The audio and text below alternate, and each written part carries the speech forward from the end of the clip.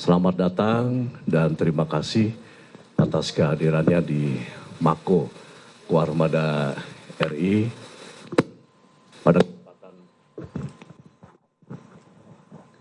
pada kesempatan konferensi pers hari ini. Turut hadir bersama kami Kapolda Banten Bapak Irjen Pol Suyudi Aryo Seto SIK. Kemudian sebelah kanan saya dan Puspomal Laksda TNI Dr. Samista SH. Kemudian sini juga ada Asintel Intelijen Kasal diwakili Asintel, Wasintel, Laksma TNI Bramantio. Kemudian hadir juga Panglima Koarmada 1 Laksda TNI Dr. Yos Suryono Hadi MTRhan, Kadis Pamsanal Laksma TNI Bambang Suseno INDRP, para pejabat utama Koarmada RI dan pihak-pihak yang terkait lainnya. Kami menggelar konferensi pers ini untuk memberikan tanggapan resmi atas kesimpangsiuran pemberitaan terkait insiden atau kejadian penembakan di kilometer 45 res area tol Merak Tangerang pada tanggal 2 Januari 2025 yang diduga melibatkan 3 oknum anggota Angkatan Laut. Kami ingin menegaskan bahwa TNI Angkatan Laut tidak tinggal diam menghadapi permasalahan ini. Kami telah berupaya mengambil langkah cepat dan transparan untuk mencari bukti-bukti guna mengungkap kejadian sebenarnya melalui proses penyelidikan bersama antara Puspomal dan Polda Banten. Saya pertama kali menerima laporan terkait insiden ini pada tanggal 2 Januari 2025 malam sekitar pukul 20.00 dari Asintel Pangkoarmada RI bahwa 3 anggota yang pada saat itu berada di Pangkalan Pondok Dayung, yaitu Sertu AA, Sertu RH, dan KLKBA, di mana mereka mengalami pengeroyokan oleh sekitar 15 orang tak dikenal di res area kilometer 45 tol Merak Tangerang. Insiden berpangkal dari permasalahan pokok yaitu pembelian mobil.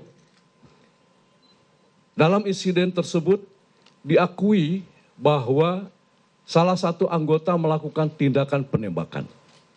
Setelah diketahui kemudian mengakibatkan korban. 1 orang meninggal dunia dan 1 orang luka-luka. Saat ini ketiga anggota tersebut proses penyidikan di Puspomal. Baru saja kami telah mengikuti paparan gelar perkara dari Polda Banten, dan di sini juga hadir Bapak Kapolda Banten terkait perkembangan kasus ini. Kemudian bila penyidikan terhadap oknum anggota yang terlibat oleh Puspomal selesai, selanjutnya akan dituangkan dalam berita acara pemeriksaan atau BAP. TNI Angkatan Laut sangat menghormati proses hukum dengan menjunjung tinggi asas praduga tak bersalah. Dalam penjelasan ini tidak ada yang ditutup-tutupi, semua terbuka. Kami ingin menegaskan sikap TNI Angkatan Laut bahwa siapapun anggota kami bila terbukti bersalah, kami akan tindak tegas sesuai peraturan perundang-undangan yang berlaku di TNI.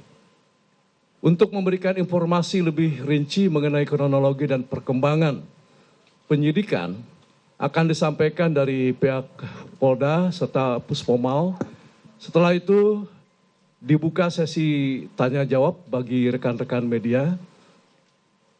Demikian pengantar dari saya. Terima kasih atas perhatian. Kami persilakan pertama dari pihak Polda Banten untuk menyampaikan penjelasan yang akan disampaikan oleh Kapolda Banten. Dilanjutkan nanti penjelasan dari dan Puspomal. Silakan. Terima kasih. Baik, terima kasih Bapak Panglima. Assalamualaikum warahmatullahi wabarakatuh. Salam sejahtera untuk kita sekalian.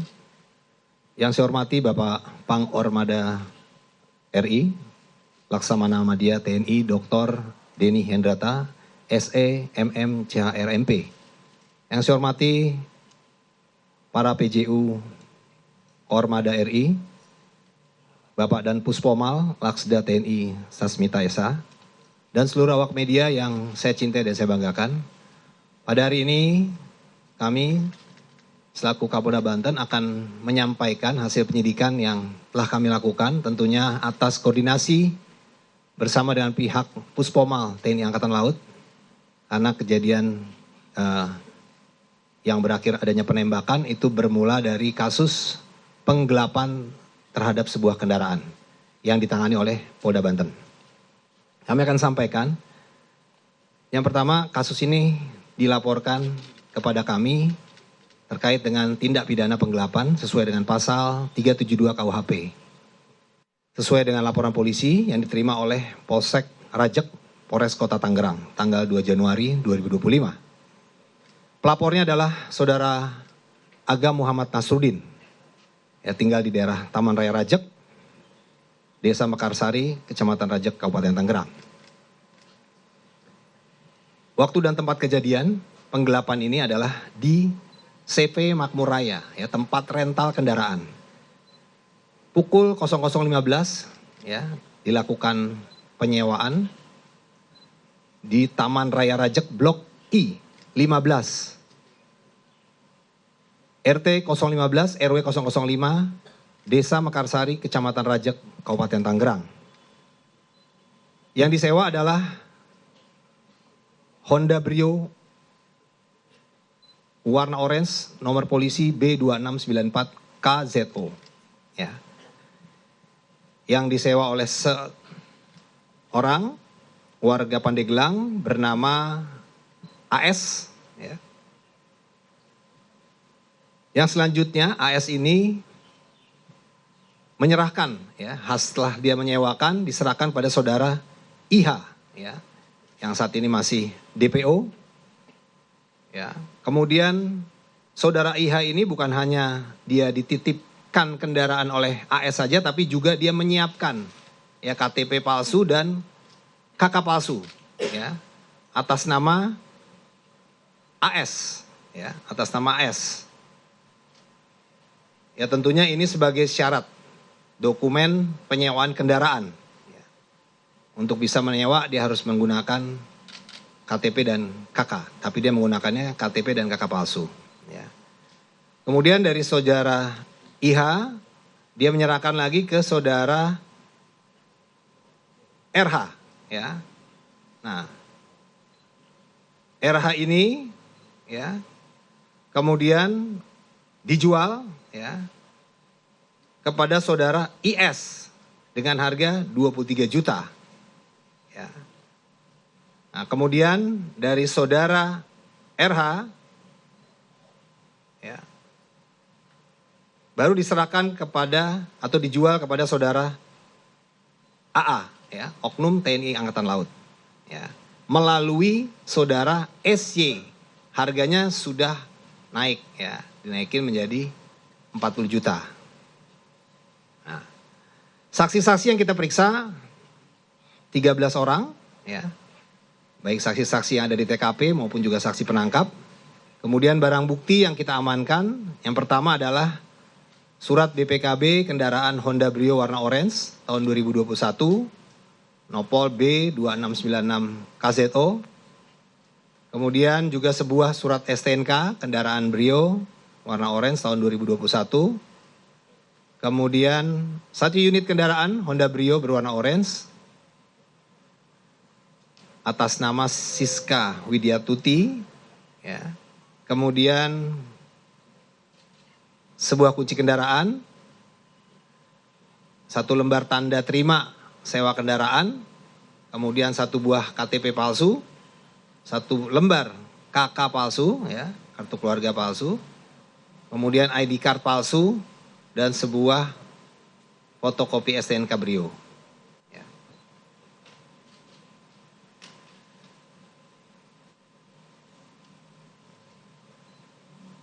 Nah, jadi itu ya proses daripada penggelapan ya, rangkaian yang tadi saya sampaikan, sehingga mobil Brio ini setelah dikuasai oleh oknum anggota TNI AL ya, kemudian dibawa, yang rencananya disewa itu untuk digunakan ke daerah Sukabumi ya. Dan di dalam kendaraan itu sudah terpasang 3 GPS. Nah, 1 GPS masih aktif, 2 di GPS ini sudah tidak aktif. Karena 2 GPS ini mati, maka si pemilik rental ya, Saudara Agam dan ayahnya dan juga stafnya, keluarganya melakukan pencarian secara sendiri ya, secara mandiri. Sehingga menemukan informasi kalau mobil ini ada di sekitar Pandeglang. Ya.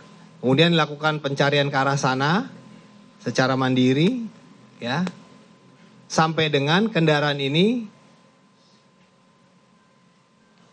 berpindah tempat ya, sampai di kilometer 45 di Indomaret kilometer 45. Nah, disitulah terjadi ya upaya perampasan atau pengambil alihan ya, maksudnya pengambil alihan dari pihak rental ya, tapi karena adanya situasi yang agak tarik-menarik di sana sehingga terjadilah penembakan. Nah, nanti akan disampaikan untuk kejadian penembakan dari Pak dan Puspomal. Seperti itu. Baik, itu yang bisa kami sampaikan.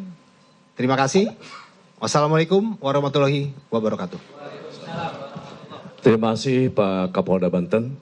Sekarang giliran dari Dan Puspomal untuk menjelaskan apa yang sudah dilaksanakan penyidikan. Silakan.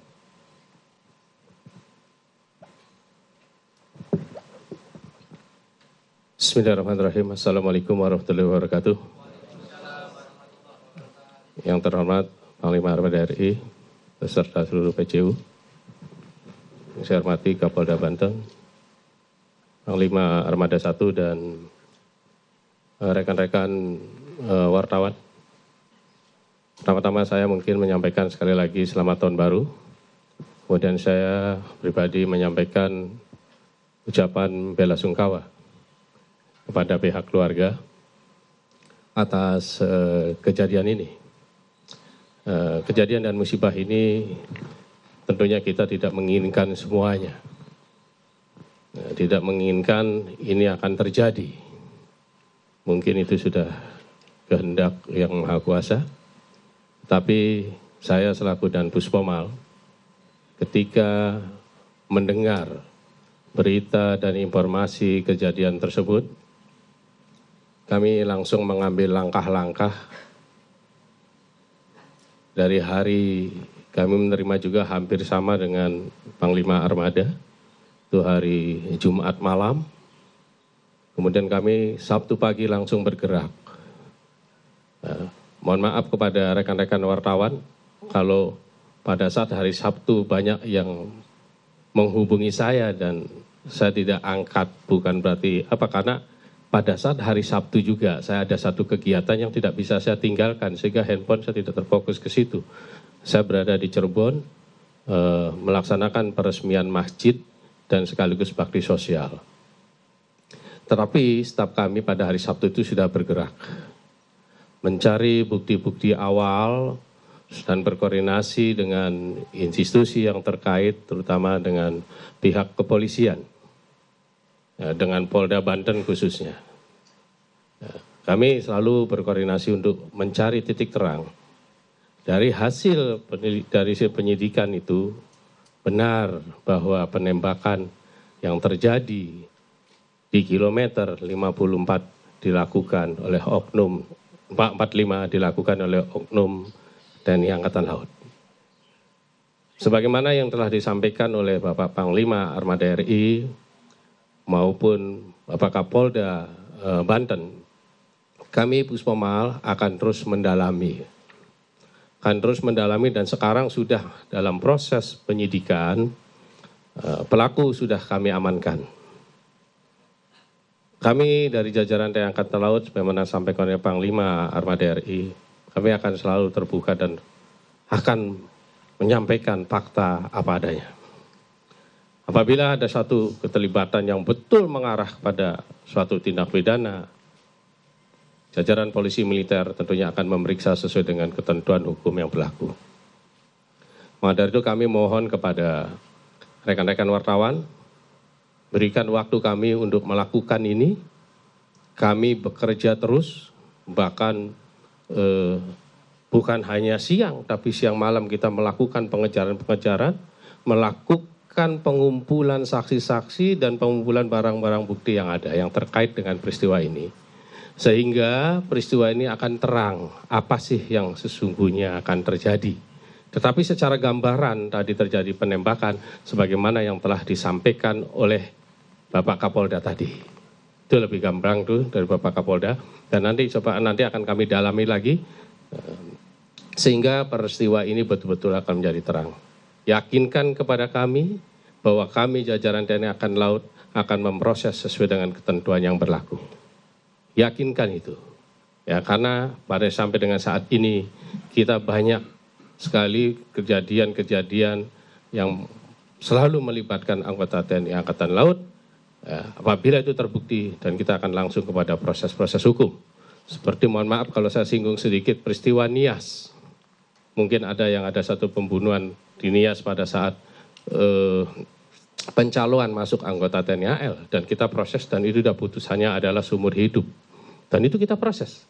Bahkan itu yang melakukan, mohon maaf nih, yang melakukan penipuan tersebut, pembunuhan tersebut adalah anggota Pomal itu sendiri, seorang bintara.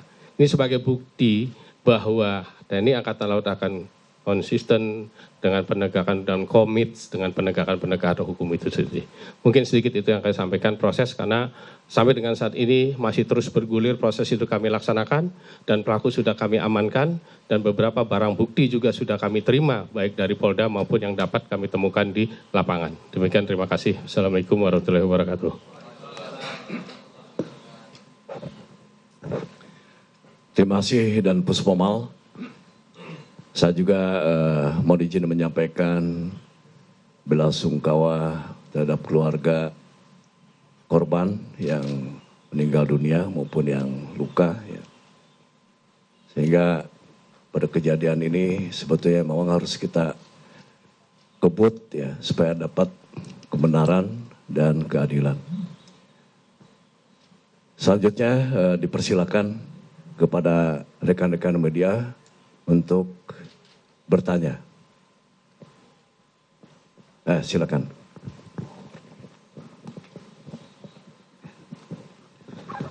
Selamat pagi menuju siang, Pak Panglima, Pak Dan Puspomal, Pak Wasintel, Pak Kapolda, dan pejabat tinggi TNI AL yang lain. Izin Bapak, nama saya Santi Pak dari media IDN Times. Ada 2 pertanyaan yang ingin saya tanyakan ke pihak TNI AL dan 1 pertanyaan untuk Bapak Kapolda Banten. Yang pertama Pak, ke Pak Dan Puspomal dulu. Berdasarkan pemeriksaan awal, itu kan ada 2 korban yang terkena luka tembakan dan 1 meninggal.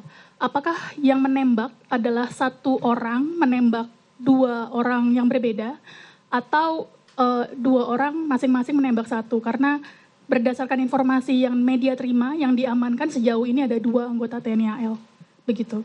Kemudian ke Pak Pangku Armada, Pak izin, di media sosial dan di publik itu terbentuk persepsi bahwa oknum anggota TNI AL ini diduga membackingi begitu. Jadi bukan seperti yang digambarkan oleh Pak Kapolda menjadi pembeli dari mobil yang mungkin mereka tidak tahu bahwa mobil itu sebenarnya sudah digelapkan dari pelaku pertama yang menyewa mobil dari korban begitu Pak. Bagaimana tanggapan TNI AL terhadap persepsi yang sudah kadung terbentuk di ruang publik ini? Itu. Kemudian untuk Pak Kapolda Banten, izin Bapak, sebelumnya kan korban juga sempat mengaku kepada media begitu, sebelum mendatangi pelaku sempat meminta bantuan atau pendampingan kepada pihak kepolisian, tetapi diragukan karena diduga adalah pihak leasing, bukan pemilik dari mobil yang akan diambil, karena ada indikasi GPS itu nonaktif sehingga dikira akan dicuri gitu Pak. Apakah sudah terkonfirmasi, karena kan diperiksa oleh Propam ya Pak saat ini, itu bagaimana hasil pemeriksaannya, dan apa alasan menolak memberikan pendampingan bantuan kepada korban yang ingin mengkonfrontir pelaku yang diduga akan mencuri mobil itu? Terima kasih Pak.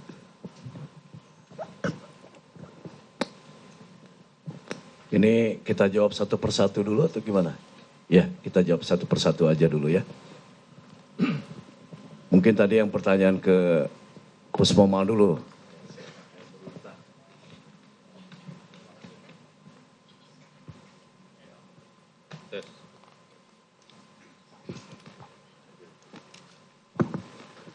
Terima kasih Pak atas pertanyaannya. Jadi yang melakukan penembakan itu adalah satu orang, nembak kedua. Karena yang satunya itu kan dari hasil CCTV juga yang dikeroyok itu tadi, yang baru keluar dari toilet, nah dikeroyok sehingga ada satu keributan, disitulah anggota yang menembak itu. Jadi bukan dua anggota yang menembak, tapi satu anggota yang menembak. Dan semua anggota sudah kita amankan. Gitu, Pak.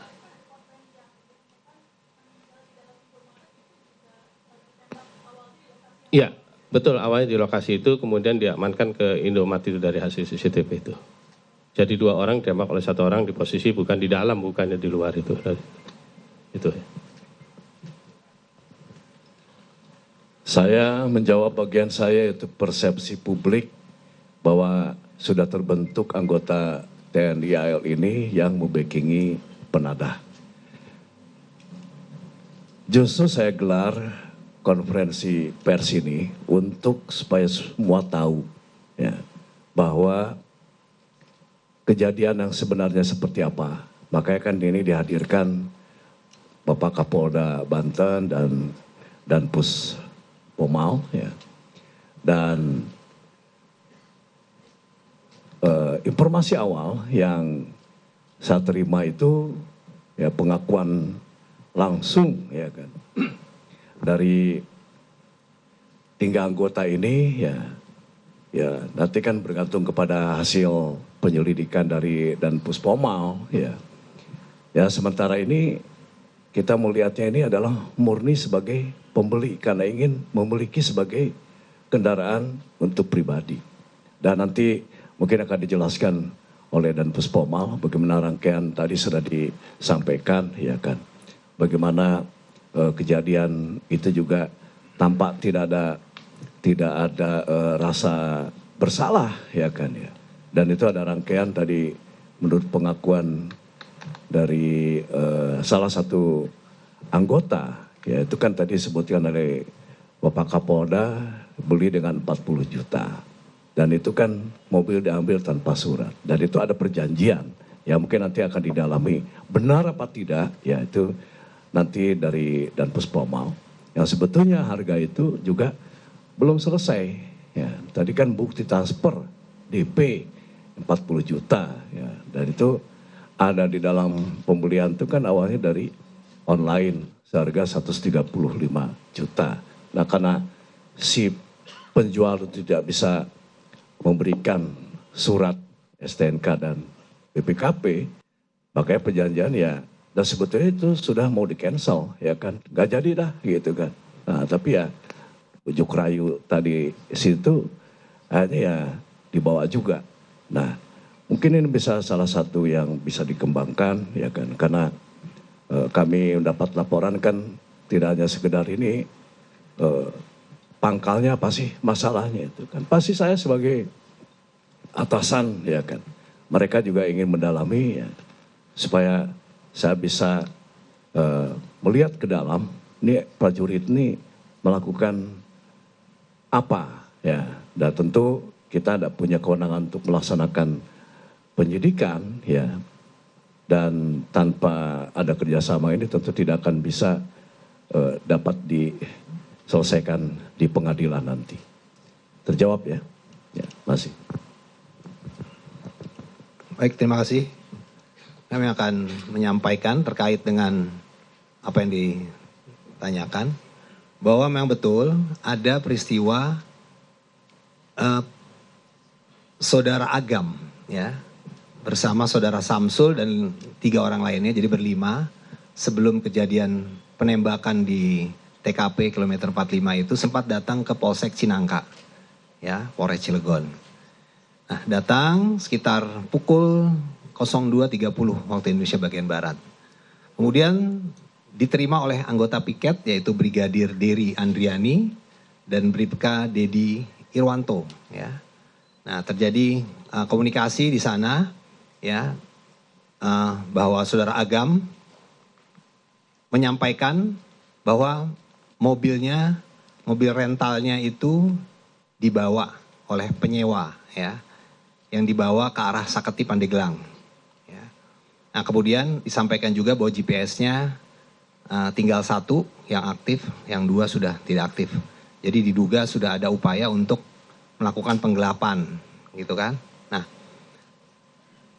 anggota kami saudara Bribka Dery ini dilaporkan karena adanya dugaan penggelapan rental ya, dan situ ada sedikit diskusi antara rental dan leasing. Nah, dilaporkanlah ke Kapolseknya untuk meminta petunjuk. Nah, pada saat melaporkan kepada Kapolseknya, Bribka Dery ini tidak utuh melaporkannya. Ya, seharusnya ini adalah terkait dengan rental, penyewaan kendaraan yang diduga akan digelapkan, tapi dilaporkannya leasing kepada Kapolseknya. Sehingga Kapolsek ini menyampaikan kalau memang leasing harus ada surat dari leasing dan sebagainya, diminta dokumen. Nah, dokumen ini pun sudah disampaikan sebenarnya oleh saudara Agam, baik itu BPKB, STNK, dan kunci cadangan. Jadi seharusnya memang anggota kita itu melakukan pendampingan. Tapi tidak dilakukan pendampingan karena anggota merasa kekuatannya sedikit. Jadi tidak berimbang sehingga tidak melakukan pendampingan. Padahal seharusnya anggota kita bisa melakukan permintaan tambahan dukungan ke Polres misalnya. Ya, atau anggota reserse di Polsek itu sendiri. Tapi itu tidak dilakukan. Ya. Nah, sehingga dari hasil penyidikan Propam Polda Banten ya, telah ditemukan adanya pelanggaran ya, terhadap ketidakprofesionalan terhadap anggota saudara Dery ya, Andriani ya, karena tidak respon terhadap laporan masyarakat yang seharusnya melakukan pendampingan untuk mengamankan kendaraan Honda Brio yang diduga akan digelapkan ini, karena sudah ada dugaan penonaktifan GPS sebanyak 2 buah, tinggal 1, berarti ini sudah ada dugaan.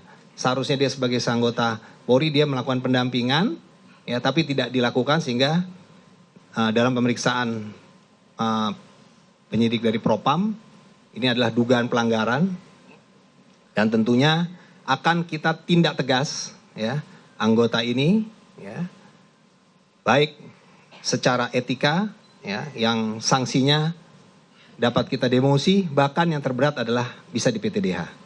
Begitu juga Kapolsek, ya, sebagai pimpinan di Polsek tersebut, ya, dia tidak melakukan pengawasan dan pengandalian dengan baik, ya, tentunya ini juga akan kita kenakan sanksi, ya, baik demosi maupun juga yang terberat adalah PTDH. Dan juga anggota lain yang ada di situ, yaitu Bribka Dedi Irwanto yang juga mendampingi saudara Dery Andriani, juga akan kita kenakan sanksi kode etik. Demikian, terima kasih. Ya, siapa lagi? Ya, silakan. Nanti habis. Selamat siang, izin semuanya. Saya Eril Wiranata dari Kompas TV. Ingin lebih menanya terhadap dengan transparansi dari 3 oknum anggota TNI yang terlibat. Ini berperan sebagai apa aja dan lalu pangkat serta kesatuannya mungkin bisa diberikan kepada informasi publik. Terima kasih.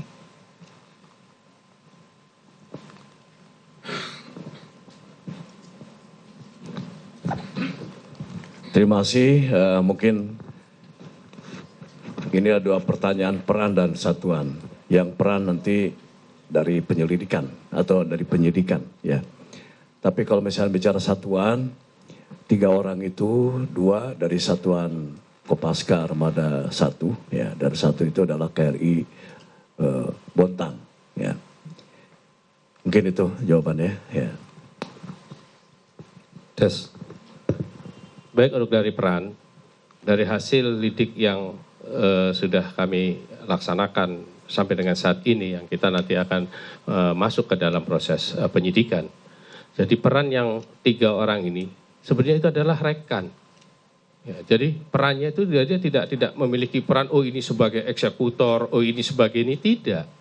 Kan ini ada sebagai rekan. Bahkan pelaku dengan yang dikeroyok tadi itu adalah saudara. Jadi pelaku ini adalah pamannya, ya, pamannya AA tadi, pamannya AA tadi yang dalam video itu yang keluar dari toilet itu terus dihadang itu adalah pamannya yang bersangkutan. Jadi peran dalam tindak kejahatan, apakah ini sebagai penadah, apakah ini sebagai backing, dari hasil lidik sementara itu masih belum ditemukan. Tetapi apabila nanti dalam perkembangannya ada unsur-unsur yang bisa membuktikan itu, nanti kan dalam proses penyidikan. Ya, nanti berikan waktu pada kami lah untuk itu. Terima kasih. Iya, terima kasih Pak. Mohon izin saya Gita Irawan Pak dari tribunnews.com. Yang ingin saya tanyakan adalah terkait dengan keberadaan senjata api itu Pak. Senjata api itu kan dibawa oleh anggota ya Pak. Apakah itu memang sesuai dengan SOP? Artinya apakah anggota ini dalam keadaan dinas atau lepas dinas misalnya gitu. Kemudian saat ini senjata api itu sendiri apakah sudah diamankan oleh penyidik dari Puspomal atau seperti apa? Dan apakah itu senjata itu organik atau memang senjata rakitan misalnya seperti itu. Itu yang pertama. Yang kedua itu dari Angkatan Laut sendiri apakah nantinya juga akan semacam memberikan tanggung jawabnya kepada pihak keluarga seperti misalnya santunan atau melakukan meminta maaf atau seperti apa Pak? Mungkin itu aja Pak. Terima kasih banyak. Pertanyaan ini dari Tribun, langsung mungkin saya jawab ya. Yang pertama masalah status senjata. Senjata itu senjata inventaris ya, yang melekat karena jabatan dari AA ya, itu adalah ADC ya. Nah, ADC ini ajudan ya. Sehingga ketika dia dapat tugas itu sudah SOP senjata itu melekat. Kemudian tadi udah dijawab ya bahwa ini sudah ada SOP-nya itu tadi ya, ada surat perintahnya segala macam. Nah kemudian ya tentu bukan senjata rakitan ya.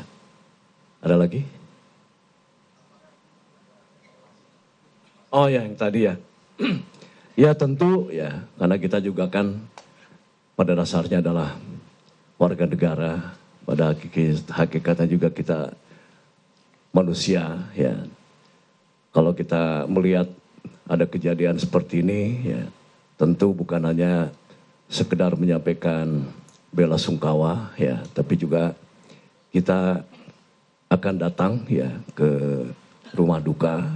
Nah, saya belum memastikan waktu karena sebetulnya ini kan masih beberapa hari yang kita juga tidak tahu ini ya mau kemana ya kan. Dan baru terang benderang ada alamat segala macam itu dari Pak Kapolda gitu. Jadi sekali lagi ya tentu saja bela sungkawa dan mungkin nanti ada bantuan ya, untuk bisa kami berikan kepada mereka. Ya. Ada lagi Mas? Ya.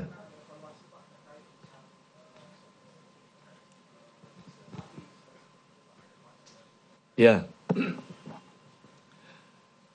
kita akan evaluasi, tapi penggunaan senjata melekat itu adalah untuk pengamanan diri dan siapa yang menjadi tanggung jawab pengamanan atasannya itu.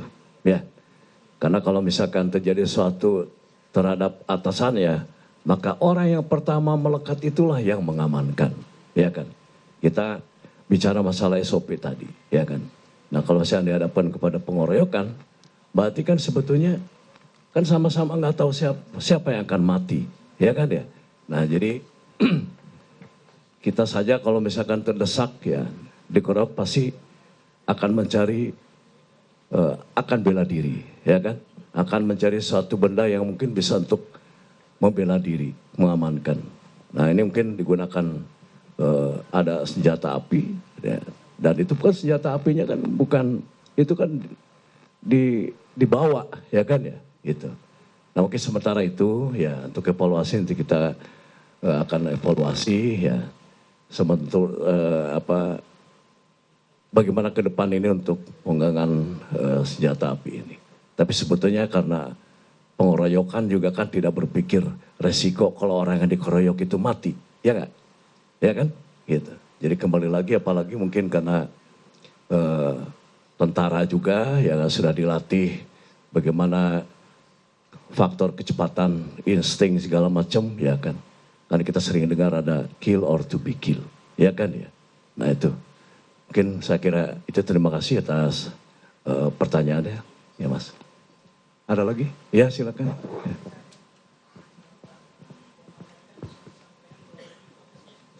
Mike.